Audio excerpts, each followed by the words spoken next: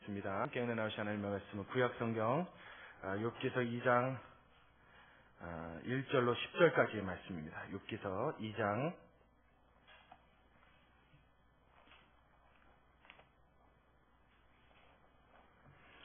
1절부터 10절까지의 말씀.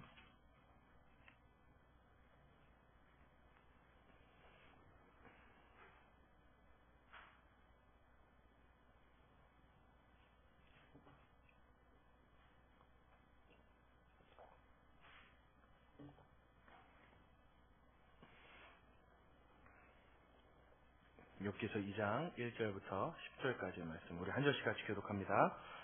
또 하루는 하나님의 아들들이 와서 여호와 앞에 서고 사단도 그들 가운데 와서 여호와 앞에 서니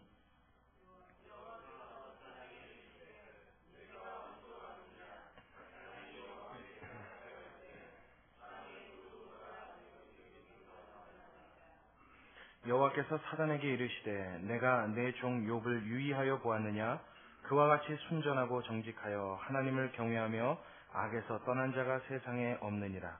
내가 나를 격동하여 까닭없이 그를 치게 하였어도 그가 오히려 자기의 순전을 굳게 지켰느니라.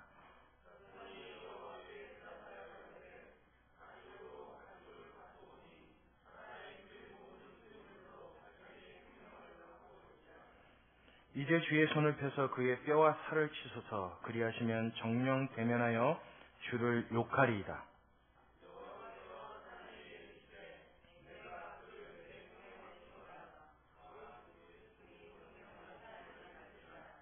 사단이 이에 여호와 앞에 물러가서 욥을 쳐서 그 발바닥에서 정수리까지 악창이 나게 한지라.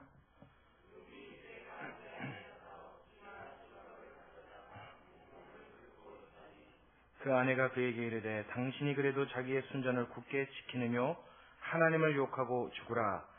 그가 이르되 그대의 말이 어리석은 여자 중 하나의 말 같도다. 우리가 하나님께 복을 받았은즉 재앙도 받지 아니하겠느뇨 하고 이 모든 일에 욥이 입술로 범죄치 아니하니라. 아멘. 할렐루야.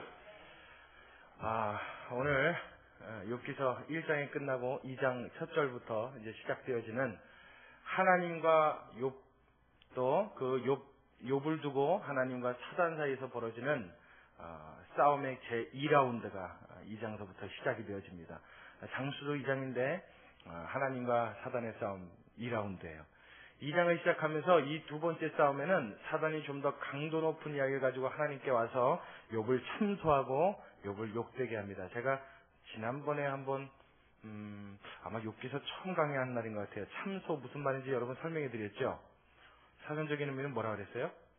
죄 없는 사람을 마치 죄가 있는 것처럼 꾸며서 그 사람의 죄를 덮어씌우려고 하는 행위가 참소다 그랬죠. 지금 마귀는 더 강도 높은 참소거리를 가져왔어요. 더 강도 높은 것을 가지고 욥의 삶에 있어서 어떻게 해서든지 하나님 앞에 순전함을 보이는 그 욥의 신앙을, 더 나아가서는 그 신앙을 무너뜨림으로 인하여 하나님의 거룩함과 하나님의 완전함에 흠을 내고자 하는 이 사단의 공작을 이제 제2라운드에는 더욱 강력하게 펼칩니다. 거기에 하나님께서는 사단이 모든 하는 일을 허락하시고 단지 사람의 생명, 욥의 생명은 손을 대지 못하게끔 하나님이 마지막 경계선을 그어놓으신 채로 모든 시험을 사단에게 허락을 하십니다. 그래서 이 2장에는 참 기가 막힌 상황이 또 벌어지죠. 오늘 설교의 제목이 남편의 불행과 아내의 슬픔이라고 정했는데, 오늘 이 본문 말씀이 제목처럼 정말 남편에게 있어서 더 이상 불행이 없다 할 정도의 극심한 불행이 그에게 찾아오는 것을 우리는 보게 됩니다. 그에 따른 여자, 아내의 마음은 어떻게 돼요? 한없이 말할 수 없이 깊은 슬픔에 빠져들어가는 모습을 우리의 본문을 통해서 확인할 수 있습니다. 자, 우리 한번 같이 보도록 하죠. 먼저는 사단이 제2라운드에 욥을 참수하기 위한 더 강력한 거리를 갖고 왔다고 그랬는데 그 표현이 어디 나오느냐? 자, 우리 한번 같이 보도록 하죠. 자, 우리 4절의 말씀을 같이 한번 봅니다. 4절. 사단이 여호와께 대답하여 가로되, 그 다음에 뭐라 그래요? 가죽으로 가죽을 바꾸오니 사람이 그 모든 소유물로 자기의 생명을 바꾸올지라. 그러니까 무슨 말이냐면 가죽으로 가죽을 바꾼다는 말은 여러분, 내가 가죽을 갖고 있는데 상대방의 가죽하고 맞바꾸면 그게 손해가 돼요, 안 돼요? 안 된다는 얘기죠. 물물교환에서도 내가 갖고 있는 물건에 대한 상대방에 준하는 물건이 있을 때 맞교환을 합니다. 맞교환했을 때는 서로 상호 간에 손해봤다는 느낌이 없죠. 그러니까 지금 사단이 욥을 놓고 말하는 것은, 아이고 하나님, 그에게 재물을 빼앗아 가시고 그의 소유물들을 빼앗아 가신 것은 사람으로 따지면 가죽으로 가죽을 바꾼 것, 별로 손해되는 일이 아닙니다. 그거 잃어버리고 무엇을 지켰기 때문에? 생명을 지켰기 때문이 아닙니까? 그러니까 가장 중요한 생명은 아직까지 그에게 남아있으니 그렇게 치명타가 아닙니다, 하나님. 이 얘기예요. 이해하시겠죠?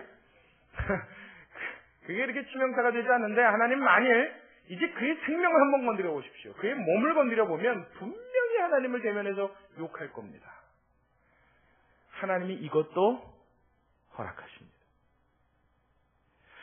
참, 이 말을 제가 오늘 설교를 준비하면서 이 말을 여러분들 앞에 해야 하는 생각을 하면서도 가슴에는 얼마나 답답함이 있었나 몰라요.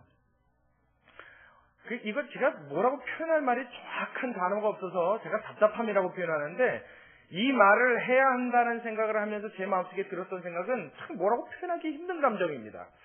그 뭐라고 그래야 되죠? 성경에 그렇다 하니 그렇다고 말은 해야 하지만, 저도 여러분 사람 아닙니까? 저도 인간입니다.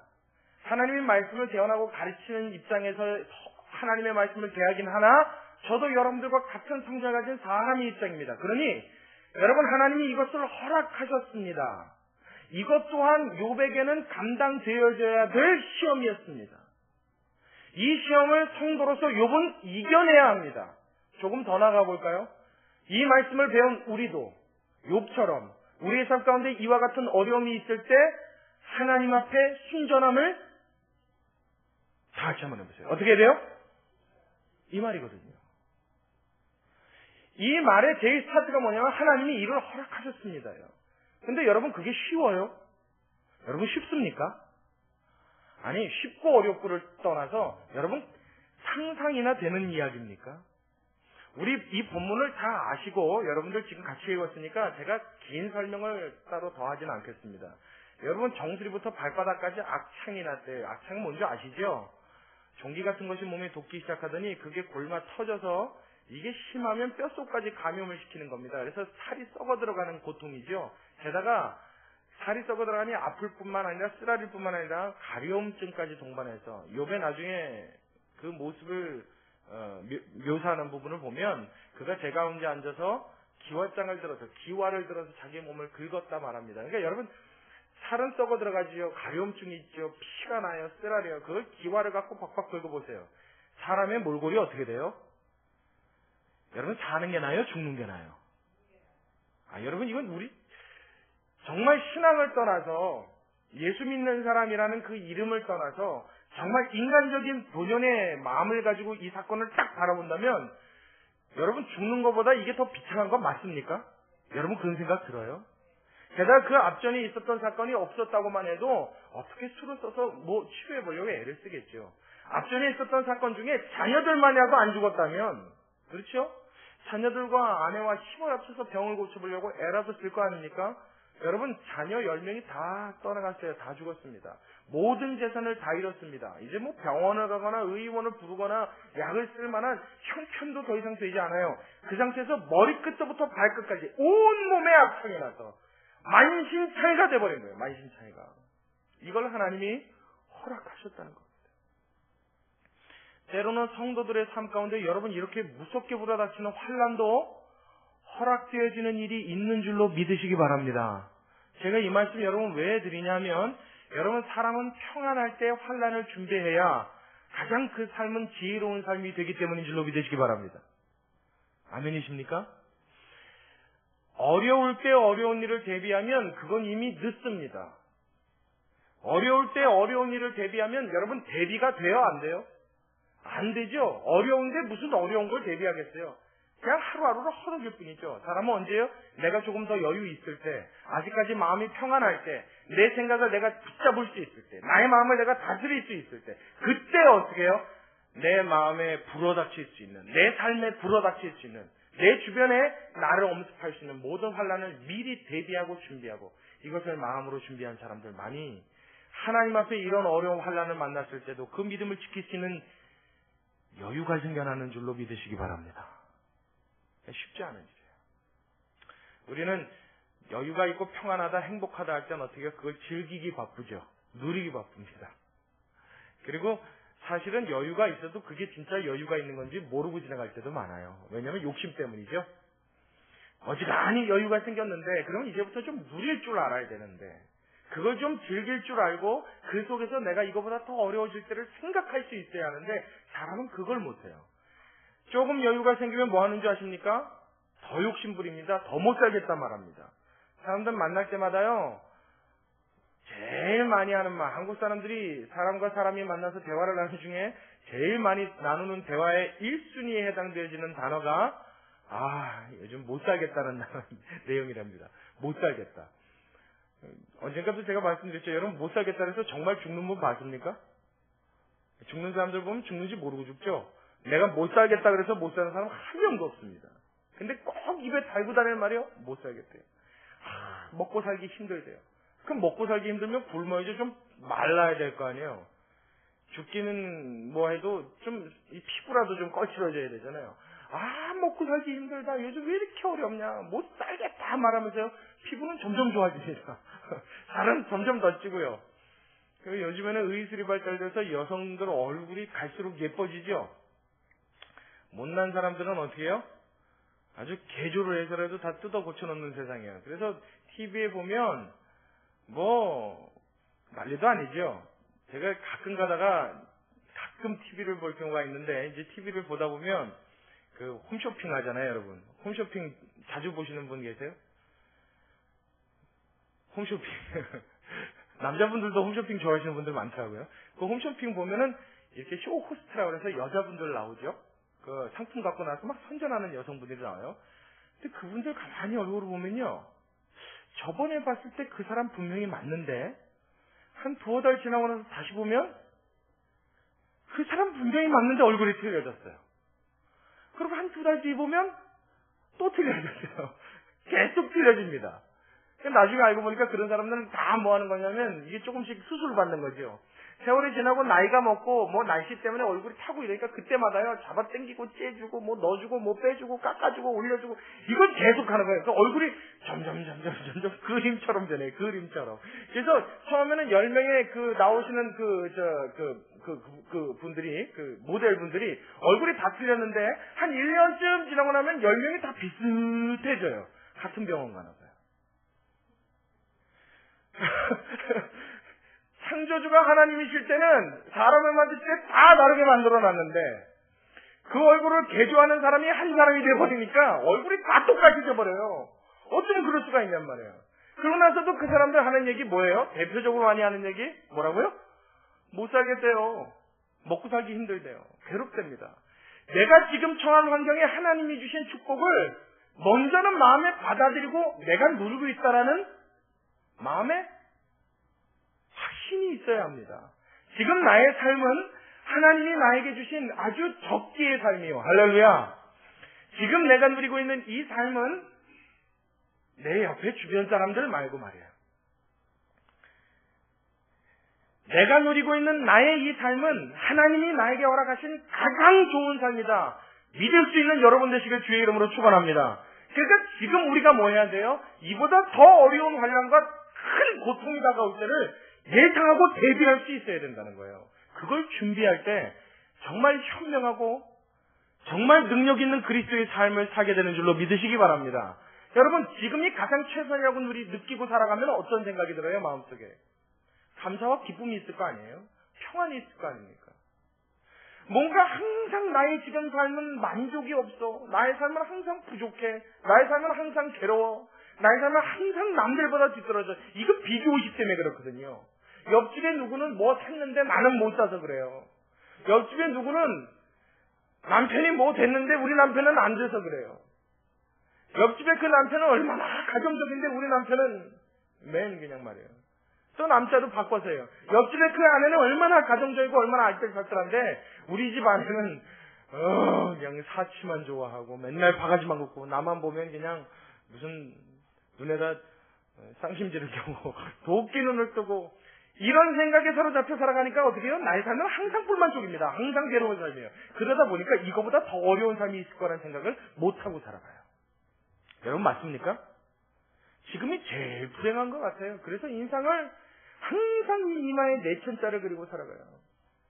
그러다가 정말로 말할 수 없는 어려움과 환란이 한 번이라도 불어닥치면 뿌리째 뽑히는 나무처럼 그의 신앙이 뿌리째 흔들리는 그런 모습을 많이 목격하게 됩니다. 여러분 우리는 지금 허락하신 나의 삶의 여정이 하나님이 나에게 가장 좋은 삶을 허락하셨다고 믿을 수 있는 성도 여러분 되시길 주의 이름으로 축원합니다. 아멘 소리가 마음에 안 들어요. 다시요. 믿을 수 있는 여러분 되시길 주의 이름으로 축원합니다. 여러분 이 믿음은 말이에요. 하나님 앞에 있어서 우리가 가져야 될 가장 중요한 기본 중의 기본입니다. 왜냐하면 예수님이 이 땅에 오셨을 때 비유를 들어서 우리에게 해주신 말씀이 있어요. 우리가 다 잘 아는 말씀이에요. 너희 중 어떤 아비가 아무리 악한 자라 할지라도 만일 자식이 떡을 달라 하면 뭘 줘요? 돌을 줄 자가 있으며 만일 자식이 생선을 달라 하면 뱀을 줄 자가 있겠느냐? 너희가 아무리 악한 자라 할지라도 자식에게는 뭘 줄 줄 안다고요? 좋은 것으로 줄 줄 알거든. 하물며 하늘에 계신 너희 천부께서 너희 하나님 아버지가 너희에게 좋은 것을 주시지 않겠느냐? 할렐루야. 예수님이 이 말씀하실 때 굉장히 답답한 거예요. 자식들은 항상 마음에 생각합니다. 내가 원하는 떡이 아니니까 이건 떡이 아니라고 믿는 거예요. 내가 원하는 생선이 아니니까 이건 생선이 아니라고 믿는 거예요. 우리의 삶 가운데 하나님이 허락하시는 항상 떡이요 항상 생선인 줄로 믿으시기 바랍니다. 나에게 꼭 필요한 거를 맞춤형으로 그때그때 해주신 거예요. 그러니까 지금 내가 좀 형편이 어려워서 허덕허덕합니까? 실제로 어려운 분이 있을 수도 있어요. 우리 중에. 여러분 그것조차도 하나님이 나에게 가장 좋은 것을 주셨다고 믿을 수 있는 여러분 되시길 주의 이름으로 축원합니다. 근데 그 순간에 내 마음에 만족이 없잖아요. 불만스럽잖아요. 더 좋은 떡이길 원하잖아요. 더 내가 만족스러워하고 내가 더 기뻐할 수 있는 것을 하나님이 나에게 주셨으면 하는 바람이 있잖아요. 그건 내 생각일 뿐이고 그건 내 바람일 뿐이고 하나님이 보실 땐 그게 뭐예요? 나에게 가장 지금 이 순간 적합하다고 하나님이 여기시기에 허락하셨다는 것을 믿을 때에 정말로 참된 믿음은 우리 속에서 자라나게 되는 줄로 믿으시기 바랍니다. 이게 뭐예요? 하나님의 절대성을 믿는 거예요. 내 눈에 보기엔 아니지만 아비는 보고 그 자식에게 그것이 떡인지 돌인지 안단 말이에요. 그것이 유용한 도구인지 그 아이가 해치는 도구인지 부모는 안단 말이에요. 그렇기 때문에 하나님이 지금 이 형편을 저와 여러분에게 허락하신 줄로 믿으시기 바랍니다. 아멘. 믿는다면 지금 상황이 어떻게 해요? 하나님이 나에게 주신 가장 좋은 적기인 것입니다. 이때 뭘 해야 된다고요? 어려움 닥치고 환난 닥칠 때를 준비해야 돼요. 이 여유가 없이 살아가다 보니까 우리는 지금 2라운드를 보고 있잖아요. 그죠? 하나님과 사단 사이에 있어서 욥을 놓고 싸우는 제2라운드를 보고 있다고요. 1라운드에서 벌써 깨집니다. 그렇죠? 뭐 재산 하나 이렇게 어떻게 뭐 어떻게 잘못됐고 내가 갖고 있던 돈 좀 이렇게 막 해실러져요. 그러면 어떻게 돼요?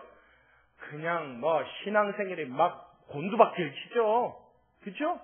내 자녀가 좀 문제가 생겨갖고 좀 말썽 부리고 뭐 어떻게 좀 안 좋게 됐어요. 그러면 어떻게 돼요? 아주 뭐 그때는 볼 수 없는 형편으로 그런 예들이 얼마나 많은가 여러분들이 제가 굳이 일일이 예를 들지 않아도 여러분들 주변에서 많이 보셨을 거예요. 그건 무엇 때문에 그렇습니까? 지금 현재 하나님이 주신 축복을 볼 수 없는 닫힌 눈을 갖고 있기 때문에 우리의 마음속에 환란이 불어닥치는 것을 여유롭게 준비할 수 있는 능력이 결여되어 있는 것입니다. 지금 이 순간 이 말씀 속에 하나님이 허락하실 수도 있는 그 환란이 만약 나에게 온다 해도 하나님의 절대성을 심실하게 믿으며 하나님 앞에 굳건히 설 수 있는 신앙에 준비할 수 있는 저와 여러분 되시길 주님의 이름으로 축원합니다. 할렐루야. 저는요, 제가 예를 들어서 하나 말씀드릴게요. 저는 신학교를 다니다 그런 상상을 해봤어요. 지금은 이렇게 목회를 하고 있지만 비록 지금도 개척교회고 작은 교회긴 하지만 그래도 지금은 목회하고 있잖아요. 근데 제가 신학교를 다닐 때 남들보다 유독 오래 다녔습니다. 학부를 4년 다니고 대학원을 3년을 다녀야 되는데 저는 학부를 8년 다니고 대학원을 6년을 다녔어요. 곱빼기를 다녔죠. 그래서 졸업할 때까지 15년이 걸렸는데 그 시간을 공부하고 학교를 다니면서 제 마음속에 문득 그런 생각이 들더라고요. 내가 이렇게 오래 공부를 하고 이렇게 신학교에서 오래 생활을 했는데 이렇게 준비를 했는데 만약에 내가 목회를 하려고 딱 준비하는데 예수님 오시면 어떡하지? 그런 생각이 들더라고요. 아니면 내가 열심히 준비해서 하나님의 말씀 잘 준비하고 가르쳐지고 준비된 사역자가 됐는데 해외 선교 나가겠다고 휙 나갔는데 잘못했고 테러범한테 탄 비행기에 잘못 타서 거기서 그냥 이슬같이 사라지면 그 억울해서 어떡하지 하는 생각이 제 마음속에 문득 드는 거예요. 그런 생각을 하다 보니까요, 한편으로 회의감이 오더라고요. 그 순간입니다. 그 공부할 때 그 당시에요. 야, 내가 이렇게 열심히 과연 하나님이 나를 좀 길게 써주실까? 하나님이 내가 한 15년 준비했으니까 써주시는 건 한 30년 써주실까? 내가 열심히 한 만큼 하나님 나를 좀 용이하게 써주실까? 또 바람이 있다면 그때 당시입니다. 좀 나를 크게 써주실까? 뭐 이런 그런저런 생각들을 막 하면서 만약 그럴 수 없다라면, 그렇게 안 된다라면 참 서운하겠다, 참 허무하겠다, 참 내가 무엇을 위해서 이렇게 열심히 해야 되는가, 다시 한번 좀 내 스스로한테 이게 좀 다시 한번 물어봐야 될 그런 것이 아니겠는가, 여러 가지 생각이 마음속에 들었어요. 그러면서 제가 그런 생각을 하다 보니까 기도할 마음도 별로 안 나고 성경을 봐도 머릿속에 안 들어오는 거예요. 눈에 안 들어오는 거예요. 읽은데 또 읽고 읽은데 또 읽고. 저도 그런 경험합니다, 여러분. 그러고 있었는데 문득 제 마음속에 하나님이 감동으로 음성을 들려주시는 거예요. 너는 네가 준비해서 그렇게 열심을 다하고 최선을 다한 일에 내가 원하는 결과를 못 보면 많이 서운할 것 같으냐. 그런 음성이 마음속에 이렇게 감동으로 막 전해져 오는 거예요. 이거 제가 생각하는 게 아니죠. 하나님이 그런 감동을 주시는 거예요. 하나님은 그래도 너무 열심히 했는데 한 번 쓰임도 못 받고 죽는다는 건 굉장히 허무하잖아요. 하나님 열심히 했는데 초야에 묻혀서 있는지도 없는지도 모르는 사람처럼 평생 살다가 간다면 하나님 좀 허무하지 않겠습니까? 지금 이렇게 열심히 다니고 열심히 공부하고 하는 것들이 하나님 좀 너무 허무할 것 같아요 하는 생각을 했어요. 그러나 하나님이 제 마음속에 즉시로 그 생각을 함과 동시에 답을 주셨어요. 무슨 답을 주셨냐면, 내가 보기에 내 생각에는 그 일이 어떤 결과가 있어야만 그것의 완성이 되는 것처럼 생각하고 그것을 바라보고 그것을 목표로 할지 모르겠으나 이미 너의 공부하는 과정 속에 너의 모든 사역은 내가 받았다 그러시더라고요. 할렐루야. 그러니까 여러분 열심히 공부하고 목회 딱 시작하려고 그러는 날 밤에 하나님이 데려가셨어요. 그래도 그 삶은 어떻게 해요? 충분히 그 공부하는 과정 속에 하나님이 가치 있는 삶으로 인정하신다는 것을 믿으시기 바랍니다. 여러분, 결과가 아니에요. 내가 손에 쥐어서 보여줄 수 있는 열매가 아니에요. 성경에서 말하는 열매는 이걸 놓고 열매라고 말하지 않아요. 성경에서 말하는 열매는 우리의 삶의 현재 지금 시점에 나의 삶으로 하나님 앞에 드려질 수 있는 나의 삶의 질, 나의 삶의 모습, 나의 삶의 정도를 놓고 하나님과 나와의 관계가 올바로 되어 있을 때 제대로 된 신앙인의 열매를 맺힌 삶이라고 성경은 평가하는 줄로 믿으시기 바랍니다. 나의 삶의 형편에 상관이 없단 말이에요. 지금 순간에 하나님을 내가 신실하게 신뢰할 수 있는 사람으로 서 있다면 하나님은 나를 인정하신다는 사실을 꼭 믿으시기 바랍니다. 그렇다면 여러분 그 인생이 값어치 있는 인생 아니냔 말이에요. 가장 귀한 인생 아니겠습니까? 그러니 그렇게 살고 있는 나의 지금 현 인생이야말로 하나님이 주신 최고의 삶을 살고 있는 그 순간인 줄로 믿으시기 바랍니다. 만족할 수 있는 거 아닙니까? 기쁜 거 아니겠어요? 이때 우리가 환난을 준비할 수 있다면 욥과 이 아내와의 대화 속에 나타나 있는 이 욥의 기가 막힌 신앙처럼 우리도 하나님 앞에 우리의 신앙을 증명해낼 수 있는 믿음의 사람들이 될 수 있을 줄로 믿습니다. 자, 어떤 일들이 있었는가 우리 한번 자세히 살펴보죠. 5절로 내려갑니다. 자, 사단이 하나님 앞에 연이어서 계속 이야기합니다. 5절에 이제 주의 손을 펴서 그의 뼈와 살을 치소서. 그리하면 정령 대면하여 주를 욕하리이다. 여호와께서 사단에게 이르시되 내가 그를 내 손에 붙이노라. 오직 그의 생명은 해하지 말지니라. 그랬더니 사단이 7절에 내려가서 이에 여호와 앞에 물러가서 욥을 쳐서 그 발바닥에서 정수리까지 같이요. 뭐가 나게 했다고요? 악창. 살이 막 썩어 들어가기 시작한 거예요. 여러분, 성경에 악창이란 말은 다른 말로 번역될 때 문둥병으로도 번역됩니다. 그러니까 얼마나 심한 형편인지 이해가시겠죠. 살이 막 썩어 들어가는 거예요. 그랬더니 8절에요. 욥이 제 가운데 앉아서 기와 조각을 가져다가 몸을 긁고 있더니 욥이 재 가운데 앉았다 그런데 여러분 이 재 가운데 앉았다는 말이 무슨 말이냐면 구약 시대 이 욥의 시대에 있어서의 재 그러면 뭐 우리가 알다시피 나무나 뭐 이런 것들을 태워서 나오는 그야말로 재입니다. 근데 이 재 위에 앉았다는 말은 뭐냐면 이때 당시에 사람들의 풍습이 나무를 태워서 무언가 뭐 음식을 조리를 하던가 난방을 하던가 어떤 일 하고 나서 나온 재를 마을 단위로 공동으로 버리는 장소가 있었다 그래요. 그래서 동구 밖에 나가면 마을 그 집 밖으로 나가서 마을 어귀로 나가면 마을 사람들이 갖다 버리는 잿더미가 이렇게 작은 동산을 이루고 있었다고 합니다. 그래서 그 재가 쌓이고 하면 그게 하나의 언덕이 되기도 하고 그게 이제 그 자리를 차지하면 또 다른 곳으로 장소를 옮기는 거예요. 그러니까 지금 이 재 가운데 앉았다는 건 뭐냐면 욥이 자기의 형편이 하도 기가 막히고 어이가 없어서 집을 나와서 동구 밖까지 걸어 나온 거예요. 그래서 그 재 버려놓은 그 동산 위에 턱턱 주저앉아서 그 재 버리니까 여러분 쓰레기들이 같이 좀 버려져 있었겠죠. 지금도 재 같은 거 버린 데 보면 온 재만 있는 거 아니잖아요. 그죠? 그 중에 기와 조각이 있어다 봅니다. 그거 하나를 들어서 어떻게 해요? 몸에 가려오면서 막 그러면서 온몸에 상처가 나고 피가 나고 있었던 참 처량하죠. 아주 처량하고 정말 이걸 생각하고 상상하면요 참 이렇게 분상스러울 수가 없어요. 이 욥의 모습이 얼마나 불쌍한지 그 모습으로 앉아서 그 괴로운 몸을 긁고 있었을 그 욥을 여러분 머릿속에 한번 떠올려 보십시오. 지금 그것을 묘사하고 있는 장면이에요. 그걸 누가 봤냐면 그의 아내가 봤어요. 그 모습을 아내가 그 차하고 그 초라하고 그 풍상스러운 남편을 아내가 본 거예요. 자, 아내의 감정 어떨까요? 기분 좋아요, 나빠요? 신나요, 우울해요? 아무리 꼴배기 싫은 남편이었어도 아무리 되기 싫은 남편이었어도 자기 남편 그러고 있는 꼴 여자의 가슴은 어떻게 됩니까? 억장이 무너진다고 말하죠. 아주 괴로운 겁니다. 자, 9절 같이 봅니다. 9절의 말씀 시작. 그 아내가 그에게 이르되 당신이 그래도 자기의 순전을 굳게 지키느뇨? 그 다음에요. 하나님을 욕하고 와 저는요 예전에 이 말씀 읽을 때 이 여자 진짜 못됐다 그랬어요. 이 독한 여자가 이런 여자가 다 있나.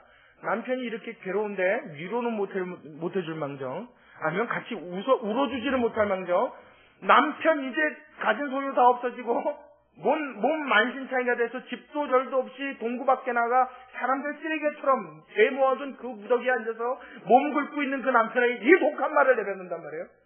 당신이 그래도 하나님 앞에 순전을 지키느뇨? 하나님을 욕하고 죽으라. 그래서요 저는 이 여자가 제일 싫었어요 성경에. 여러분 그래요 안 그래요? 네, 남자분들 좀 크게 대답해보세요. 그래요 안 그래요? 대답 안 하시는 남자분들은 자기가 여자입니까? 다시요. 그래요 안 그래요? 그렇잖아요. 그래서 여러분 어거스틴이라고 하는 여러분 성 어거스틴 아시죠? 그 위대한 교부도요 사탄의 하녀다라는 별명을 붙였어요. 이 여자한테. 이 여자의 별명을 사탄의 하녀 이렇게 붙였대요. 그러니까 얼마나 신약 하여튼 뭐 과거 오랜 예로부터 성경학자들한테 대대로 욕먹은 사람 그러면 대표적인 인물이 욥의 아내입니다. 아주 굉장히 욕을 많이 먹었어요. 근데 여러분 현대에 와서 이 여자의 이 말을 다시 재해석하는 새로운 해석이 나왔어요. 근데 굉장히 힘을 얻고 있습니다. 왜 그런 거 아니? 자 다시 한번 보세요. 9절에 한번 여러분 크게 한번 여러 번만 읽어보세요. 9절. 자 우리 여자만 한번 읽어볼게요. 여자만 큰 목소리로 좀 도끼를 담아서 읽기 전에 다시 절 보십시오. 여러분들은 욥의 아내가 되는 거고 저는 하나님이 되는 겁니다. 또 어디 가서 그러지 말아요. 우리 목사님이 자기가 하나님이래 그런 소리 하지 마요. 그 말이 아니라 지금 역할 이제 분담을 한번 해보자고요. 제가 하나님의 입장으로 여러분이 하는 말을 듣는 거예요. 여러분은 욥의 아내예요. 남자분들은 한번 그 모습을 잘 지켜보십시오. 옆에서. 자, 여자분들만 시작.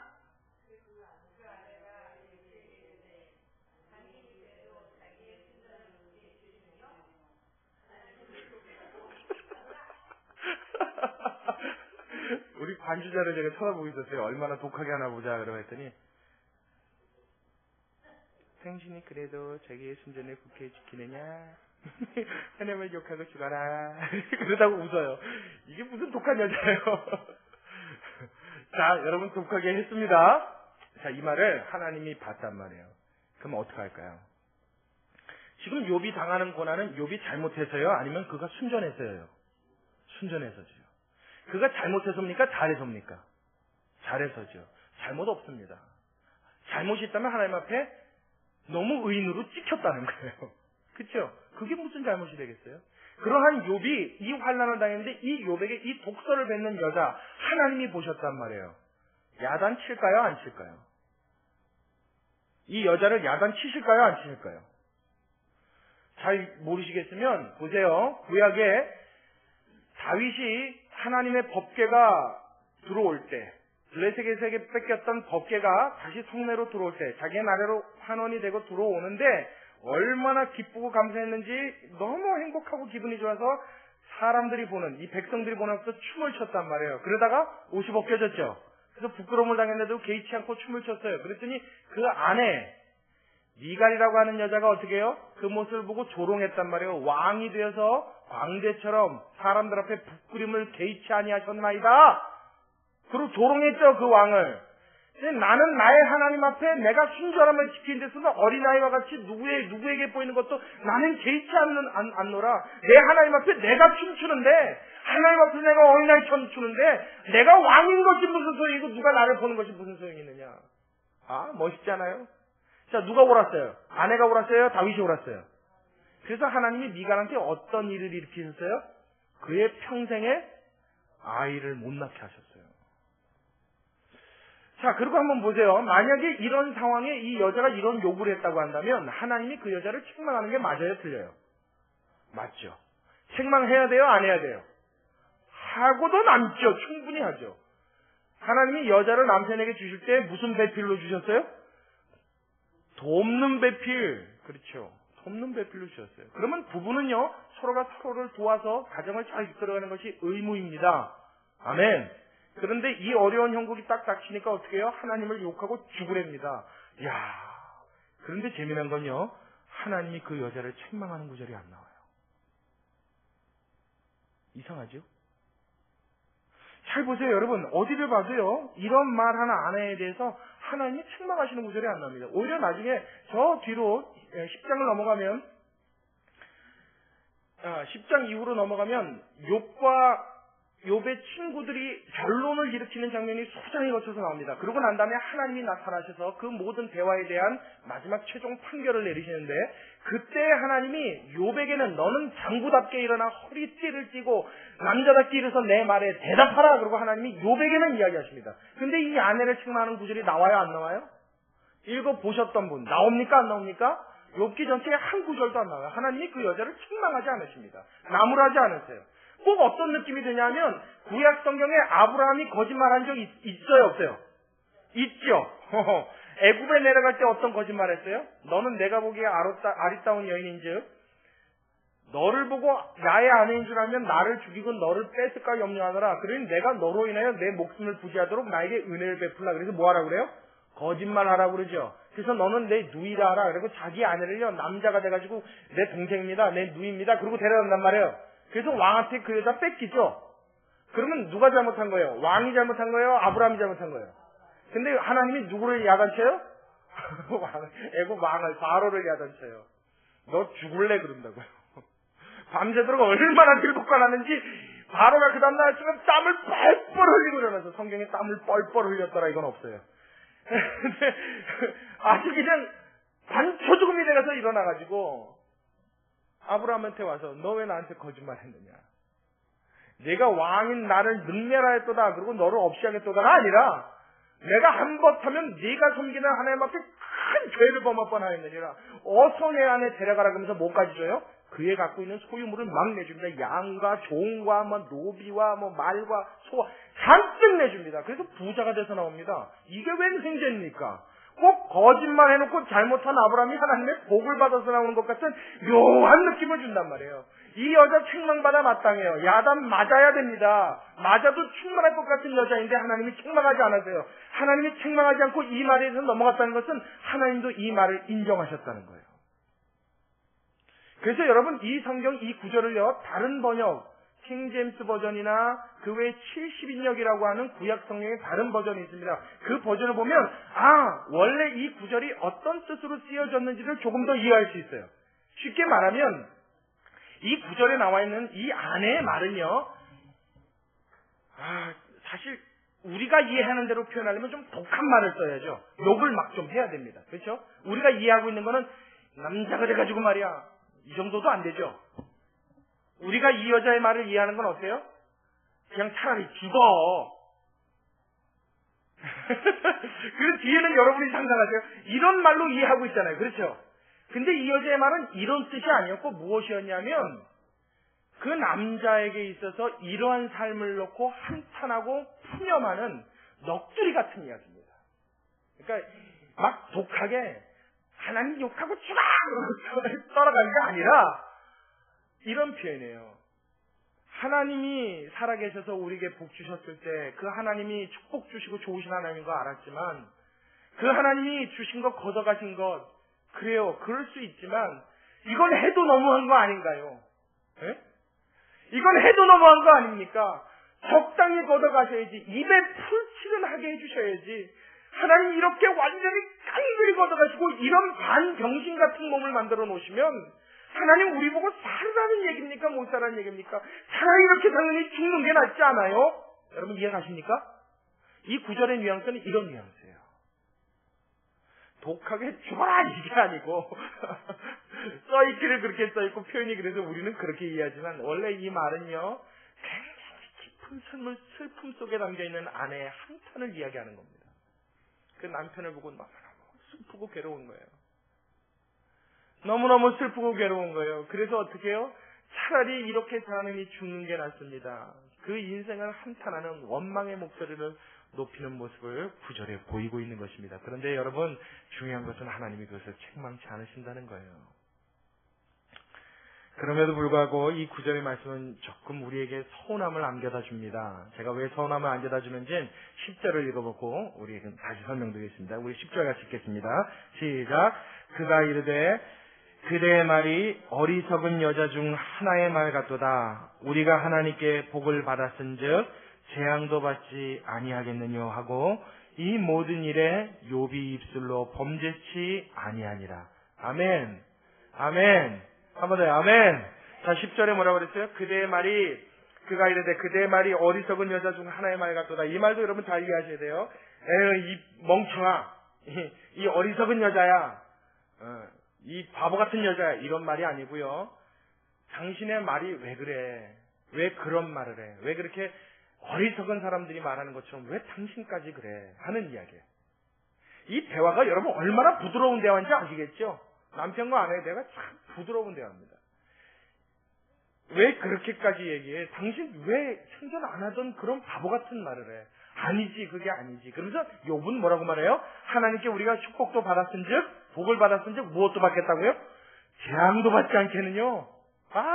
그리고 뭐라고 그래요? 이 모든 일에 입술로 범죄치 않았다 이야기합니다. 여러분 이 수준은 높은 수준이에요? 평범한 수준이에요? 굉장히 높은 수준이죠. 제가 왜 이 지금 10절을 읽고 나서 9절의 말이 서운함을 준다라고 말씀드렸냐면 이 두 가지를 비교해놓고 보면 잘 여러분 보실 겁니다. 지금 아내의 말은요 하나님이 책망하지 아니하셨어요. 그럼에도 불구하고 서운하다고 말씀드린 것은 하나님도 이해하실 만한 한탄이요 넋두리가 될 수 있다는 거예요. 그러니까 여러분 예수 믿는 사람도 너무 힘든 일 있고 너무 괴로운 일이 있으면 여러분 한숨 쉴 때 있어요 없어요? 여러분 한숨 쉬어봤어요 안 쉬어봤어요? 권사님 한숨 쉬어보셨어요? 제가 왜 권사님께 여쭤보냐면 연세 많으신 분들은 그런 일을 더 많이 겪으셨기 때문에. 예수 아무리 잘 믿어도 괴로움에 그냥 한숨 팍 나올 때 있어요 없어요? 너무 많죠? 근데 하나님도 그 심정 이해해 주시겠다는 거예요. 그럼에도 불구하고 이건 서운해요. 왜 서운해요? 지금 욥은 똑같은 일을 당했고 오히려 몸의 고통은 아내가 당했어요? 욥이 당했어요? 욥 당사자가 당했어요. 그 몸에 악행이 나서 온몸이 썩어들어가는 고통 속에 있음에도 불구하고 어떻게 해요? 상상할 수 없는 높은 차원의 신앙을 지금 보여주고 있어요. 할렐루야. 할렐루야. 하나님이 원하는 장성한 신앙의 분량은 여기까지인 줄로 믿으시기 바랍니다. 비록 책망하지 않지만 하나님이 비록 그것 갖고 야단하시지는 않지만 비록 그것을 잘못했다고 하나님이 우리를 벌하시지는 않으나 하나님이 진정 원하시는 그 높은 차원의 수준은 욥이 고백하였던 것처럼 어떠한 일에도 범죄치 않냐고 하나님의 신실함을 신뢰할 수 있는 이 믿음의 절대성을 갖는 것, 이것이 우리의 목표여야 할 줄로 믿습니다. 아멘. 여러분 욥의 아내는 욥과 같은 신앙생활을 했던 여자였지만 그 모습과 그 남편의 모습을 볼 때 굉장히 그 신앙이 현실적인 신앙이었다는 것을 볼 수 있어요. 그러니까 예수를 믿어도 기왕이면 다홍치 말하고 복도 좀 받았으면 좋겠는 거예요. 많이 받았으면 좋겠는 거예요. 받으면 받을수록 하나님 앞에 감사가 더 생기는 거예요. 굉장히 현실적이죠. 근데 여러분, 이런 현실적인 신앙은요, 이 모든 조건들이 다 날아가고 나면요, 신앙이 점점 깎여져 나가요. 같이 깎입니다. 여러분, 그래요, 안 그래요? 여러분, 강남에 사시는 분들 그러면 여러분, 강남에 사는 몇 명의 부류를 얘기하는 겁니다. 제가 노파심 때문에 드린 말씀이에요. 또 강남 쪽은 다 그렇다 생각하지 마시고요. 그쪽에 좀 재력이 있고 부유하신 분들 중에 신앙생활 하시는 분들, 그 중에 많은 분들은 아마도 그 재산이 사라진다면 그 신앙의 가치 위태해질 만한 사람이 아마 많이 있을 겁니다. 아마도. 제가 왜 이 아마도로 강조하냐면, 제가 확신이 있거나 조사한 바에 의한 말씀은 아니에요. 근데 왜 이렇게 말씀드릴 수 있느냐? 예수님이 뭐라고 하셨어요? 부자가 천국에 들어가는 것이 어찌나 어려운지. 뭐보다 어렵다고요? 낙타 아니에요? 약대예요. 약대가 어디로요? 바늘기로 들어오는 것보다 힘들다고 그랬어요. 그러니까 여러분, 재력을 갖고 있고 부유하고 좀 재산이 있는 분들 중에 신앙생활 잘하는 분들은요, 사실 불안한 요소가 있는 것이 사실입니다. 왜요? 그것 때문에 믿음이 좋아졌을 수 있어요. 굉장히 현실적인 믿음일 수 있다는 얘기죠. 만약 그거 날아가면 어떡할 거예요? 그러면 하나님이 안 섬길 겁니까? 그때는 예배 빠질 겁니까? 그때는 하나님이 나를 지킨다는 그 믿음 포기할 겁니까? 여러분, 지금 이 순간 함께 하시는 하나님은 내 삶에 어떠한 굴곡을 거치더라도 내 생명이 닿는 그 순간까지, 나의 영혼이 천국에 들어가는 입성하는 그날까지 영원토록 변치 않고 나와 동행하시는 하나님인 줄로 믿으시기 바랍니다. 이 믿음 간직하는 저와 여러분 되시길 주님의 이름으로 축원합니다. 이게 뭐요? 욥처럼 고백할 수 있는 수준 높은 믿음을 가질 수 있는 이 신앙의 고백이에요. 이 절대적인 신뢰가 마음속에 있어야만 어떠한 상황에서도 흔들리지 않는다고요. 여러분, 교회에서 제가 목회를 하면서 성도들을 볼 때 제일 가슴이 안타까울 때가 뭐냐면, 기복적으로 움직이는 신앙을 볼 때가 제일 가슴이 안타깝습니다. 여러분, 하나님은요, 해처럼 밝은 그 빛도 하나님 앞에서는 완전한 변덕쟁인 줄로 믿으시기 바랍니다. 하나님은요, 밝게 비치고 있는 태양보다 더 변함이 없으신 하나님이라고. 이걸 뭐라고 더 표현해야 돼요?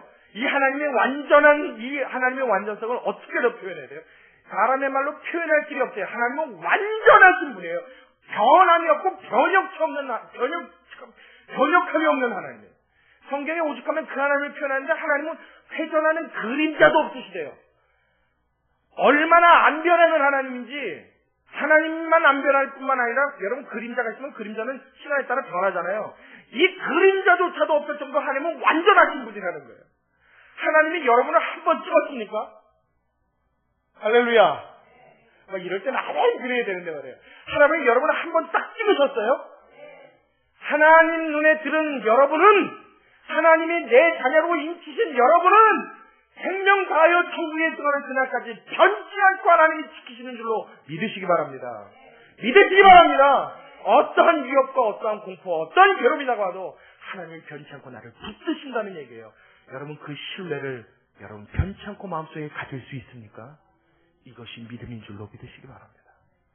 지금 이 본문은 이것을 보여주는 거야. 아내와 이 남편과의 고통과 슬픔 속에서 하나님은 이것을 보여주고 계신 거예요. 현실적인 신앙, 현실적으로 계산적인 신앙, 얼마나 위험한 신앙인지 몰라요. 제가 언젠가 말씀드렸죠.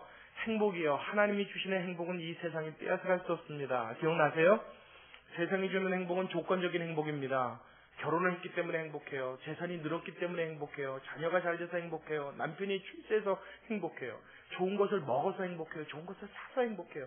이 세상적인 행복도 참 좋은 것입니다만은, 이 세상적인 행복에 대한 약점이 있다면 이 조건만 사라지면 그 행복은 사라져버려요.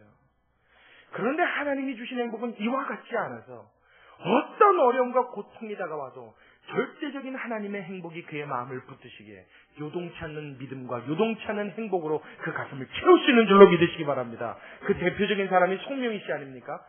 여러분, 기독교신 송명희 씨 아시죠? 모르시는 분도 계세요? 그분 모르시는 분은 이 찬양은 다 아실 거예요. 나 가진 재물 없으나 나 남이 가진 지식 없으나 나 남에게 있는 건강이 있지 않으나. 그렇죠? 그 송명희 씨는요, 태어나면서부터 뇌성마비로 태어났어요. 그래서 아주 악성 뇌성마비. 아주 뇌성마비도 1급이에요. 그래서 온몸이 꼬부라져서 제대로 움직이지 못하고 밥도 스스로 못 먹습니다. 딱 하나 할 수 있어요. 뭐냐면 발가락 끝에, 그것도 어렸을 때부터 엄마가 훈련을 시켜서 발가락 끝에 연필을 끼고 그 발가락 끝으로 이게 글씨인지 뭔지 못 알아볼 만한 글씨. 그래서 송명희 씨가 글씨를 쓰면 그 엄마밖에 못 알아봅니다. 그 기술 하나밖에 없어요. 평생 그것밖에 할 줄 몰라요. 그래서 그 지렁이 같은 글씨로 쓴 시가 찬양이 된 게 나라는 찬양입니다. 나 가진 재물 없으나 나 남이 가진 지식도 없으나. 무슨 지식이 있겠어요? 그 몸 갖고 배워야 얼마나 배웠겠어요. 나 남에게 있는 건강? 그렇죠. 말할 필요 없죠. 건강이 있지 않으나 나 남이 없는 것이 있으니. 그 다음서부터의 고백이 기가 막힙니다. 나 남이 못 본 것을 보았고 나 남이 듣지 못한 음성 들었고. 그 다음에요. 나 남이 받지 못한 사랑 받았고 나 남이 모르는 것 깨달았네. 할렐루야! 여러분, 이것이 신앙의 고백인 줄로 믿으시기 바랍니다. 그 순간에도 하나님의 절대성을 신뢰하시는 거예요. 왜요? 그 하나님이 지금 구부러져 있는 내 몸도 하나님이 나를 붙드시고 동행하고 있다는 것을 믿어버렸기 때문입니다. 그러니까 하나님이 그에게는 어떻게 해요? 남이 모르는 것, 남은 상상도 할 수 없는 그 삶의 행복감과 만족감으로 채워주시는 것입니다. 할렐루야! 여러분, 이러한 축복을 바라고 꿈꾸시는 저와 여러분 되시길 주님의 이름으로 축원합니다. 그러면 여러분, 이런 악창 속에서도 그 함께 하시는 하나님을 인하여 영광 돌리시는 이 높은 수준의 차원의 고백이 나올 수 있는 줄로 믿으시기 바랍니다.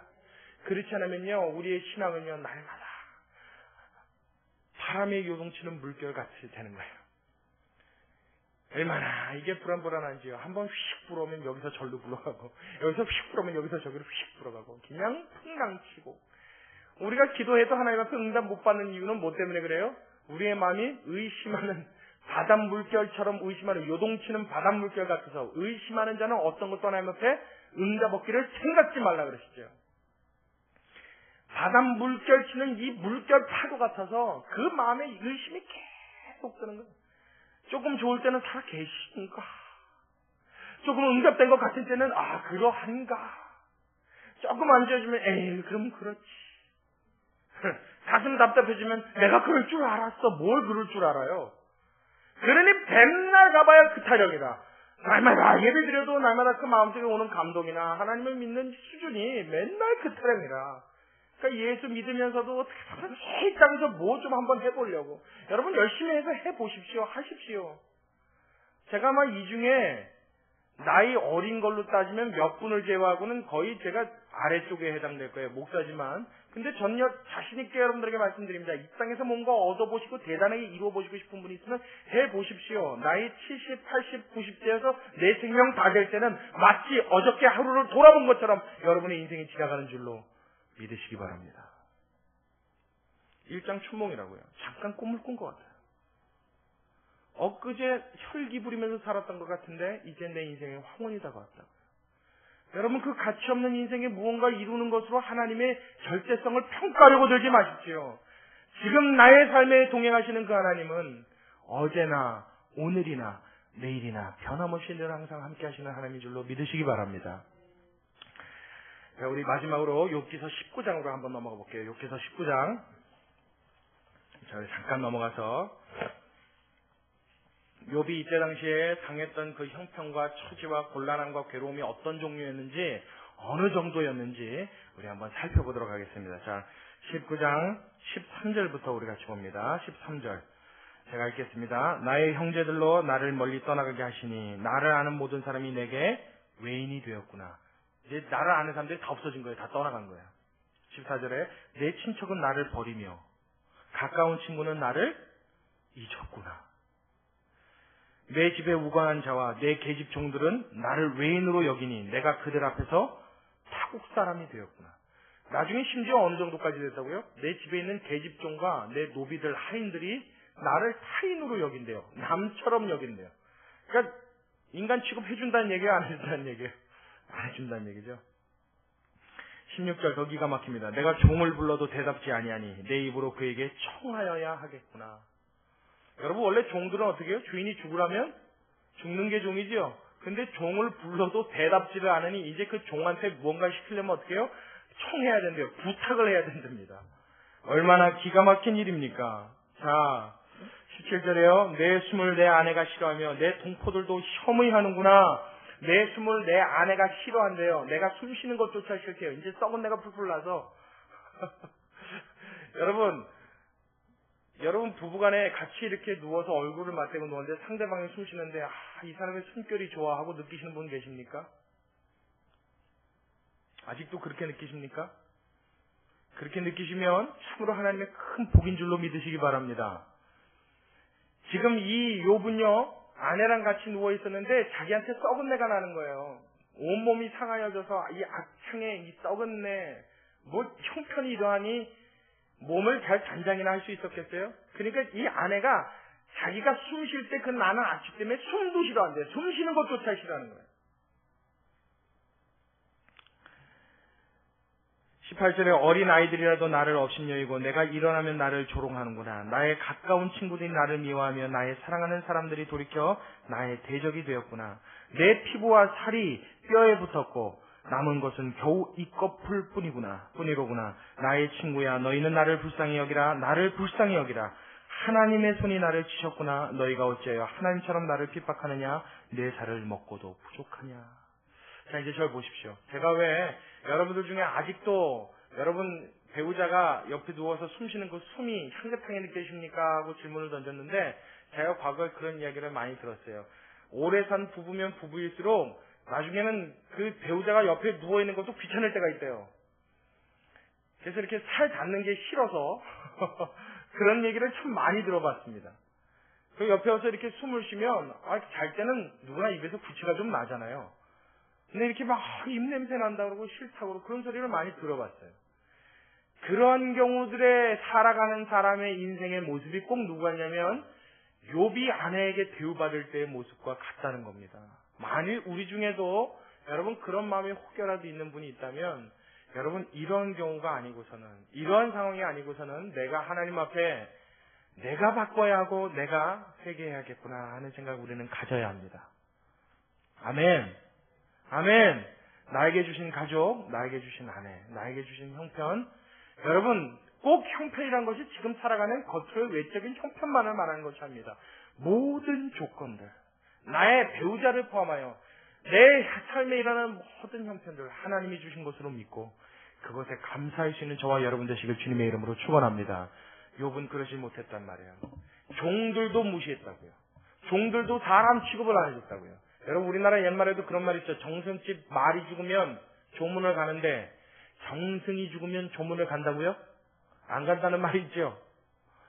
여러분 꼭 그와 같은 형편이에요. 욥이 잘 나가고 사장님 같을 때 욥이 아주 유지로 그 지역에 가장 거부가 됐을 때는 어떻게 해요? 집에 노비가 넘쳐났다고요. 종들이 막 무수했다고요. 친구가 끊이지 않았다고요. 사람들이 막 들끓었다고요. 욥 그러면 슈퍼스타였다고요. 근데 어떻게 해요?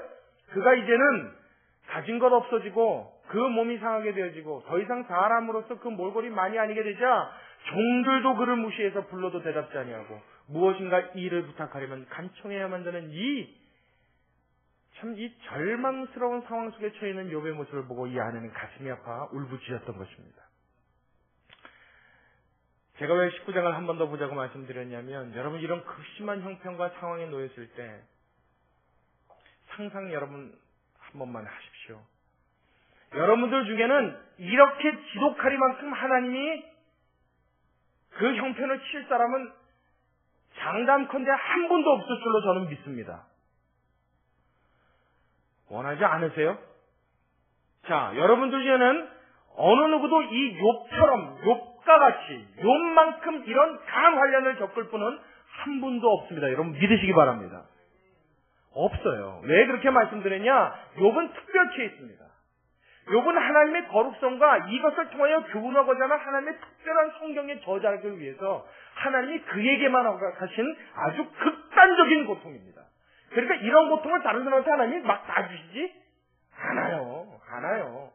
또요, 여러분 중에 솔로몬처럼 지혜로울 사람은 없는 줄로 믿으시기 바랍니다. 똑같은 이야기예요. 하나님이 솔로몬에게도 아주 극단적인 지혜를 주셨어요. 그래서 얼마나 지혜로웠느냐? 솔로몬을 하나님이 지혜롭게 하시면 그 지혜로움이 전에도 없었고 후에도 없었더라. 아주 전무한 유일무이한 사람입니다. 전에도 없었을 뿐만 아니라 후에도 없겠대요. 그러니까 솔로몬처럼 지혜로운 사람은 또다시 나타나질 않는 거예요. 욥의 고통도 그와 같은 성격이 있어서 우리 중에 이와 같이 당할 사람은 없습니다만은 제일 중요한 건 내가 당하는 고통이 제일 고통스럽죠. 욥의 고통이 아닐지라도 욥의 고통 이상으로 느낄 수 있다는 이야기예요. 왜요? 사람은 자기의 고통만 느낄 수 있기 때문입니다. 이 극심한 상황에서 그 모습 보고 있을 이 아내의 현실적인 신앙생활 얼마나 괴롭고 참담스러웠을지, 우리가 하나님의 절대성을 빨리 마음속에 인식하고 살아가는 동안에 하나님과 교제하고 동행함으로 저와 여러분의 삶 가운데 그 닥치는 어려움과 고통 속에서 능히 이겨내고 감당할 수 있는 그런 신앙의 군사들 되시길 주의 이름으로 축원합니다. 아멘. 할렐루야. 그럴 때 우리의 삶 가운데 하나님이 이루어진 큰 축복의 문이 열릴 거예요. 환한 빛이 비춰질 것입니다. 그것을 통하여 살아계신 하나님을 더욱 힘있게 전할 수 있는 저와 여러분이 될 수 있을 줄로 믿습니다. 이 큰 축복을, 이 큰 하나님의 능력을 기대하는 마음으로 오늘 삶 속에도 함께 하시고 동행하신 그 하나님의 손길을 여러분 마음속에 그리고 꿈꿀 수 있는 사랑하는 분야의 교회 성도 여러분 되시길 다시 한번 주님의 이름으로 축원합니다. 우리 같이 기도하겠습니다. 고마우신 아버지, 참으로 감사를 드립니다. 욥의 형편을, 욥의 처지를, 욥이 당하는 고난을 하나님 만일 나의 것이라고 한다면 하나님, 우리 너무나 두려워서 말조차 꺼내기가 힘든 상황이라 감히 주님 앞에 고백을 합니다. 나의 자녀가 죽고 나의 재산이 사라지고 나의 지인들과 친구가 나를 멀리하고 이제는 지나가는 개들조차 나를 비우는 것 같은 이 처참한 상황 속에서도 정말 과연 내가 하나님을 찬양할 수 있을지, 과연 내가 하나님을 높일 수 있을지 나의 신앙을 이 말씀을 통하여 다시 점검하게 하여 주시옵시고, 주님, 그렇게 주님을 신뢰하고 주님을 의지할 수 있으려면, 주님께 이 순전한 믿음과 영광을 돌릴 수 있으려면 하나님, 어느 순간에서나 함께 하시는 하나님을 절대적으로 신뢰해야 될 줄로 믿습니다.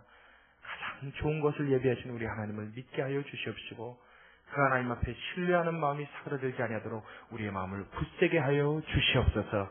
하나님, 그래서 우리의 삶의 날마다 신앙의 승리만 있게 하여 주옵시고, 동행하시는 주님 앞에 영광과 찬양을 돌리는 주님의 귀한 자녀들 다 되게 축복하여 주시옵소서. 감사를 드리며 예수님의 이름으로 기도드리옵나이다. 아멘. 우리 찬송가 484장입니다.